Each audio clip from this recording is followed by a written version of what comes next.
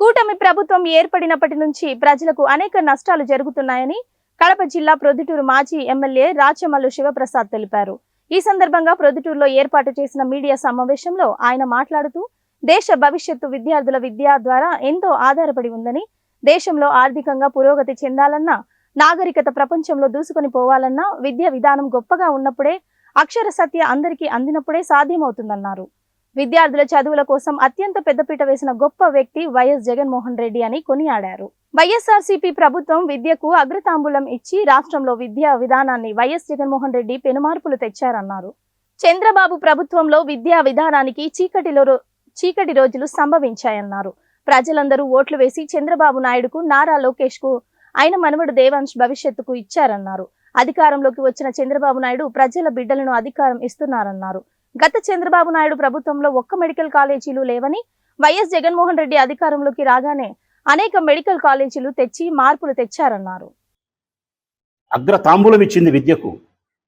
ఈ రాష్ట్రంలో విద్యా విధానంలో పెను మార్పులు తీసుకొచ్చినాడు జగన్మోహన్ రెడ్డి. బడుగు బలహీన వర్గాలు కానీ, పేద కుటుంబాలకు సంబంధించిన విద్యార్థులు కానీ, యావత్ రాష్ట్రంలో ఉండబడిన ప్రతి విద్యార్థికి సమానమైనటువంటి విద్యా అవకాశాలను, ఉద్యోగ అవకాశాలను కల్పించాలనే తాపత్రయంతో పనిచేసినాడు ఆయన.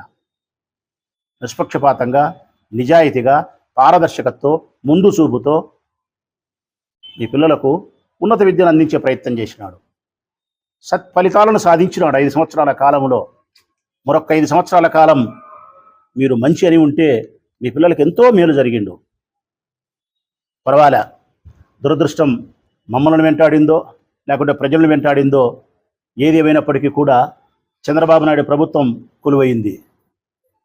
కనీసం ఆయన జగన్మోహన్ రెడ్డి గారి పరిపాలనలో 50% విద్యా విధానంలో ప్రయాణించగలిగితే కొద్దో గొప్ప మేలు జరుగుతుందనుకుంటే, చంద్రబాబు నాయుడు గారి ప్రభుత్వంలో ఈ రాష్ట్రంలోని విద్యా విధానానికి చీకటి రోజులు సంభవించినాయి. బ్లాక్ డేసే, చీకటి రోజులే. మీరందరూ ఓటేసి చంద్రబాబు నాయుడు గారికి, ఆయన కొడుకు లోకేష్ బాబు గారికి, ఆయన కొడుకు అంటే చంద్రబాబు నాయుడు గారి మనవడు, ఏం పేరు ఆయన పేరు, దేవాంశ్ గారికి భవిష్యత్తునిచ్చినారు ప్రజలారా మీరు.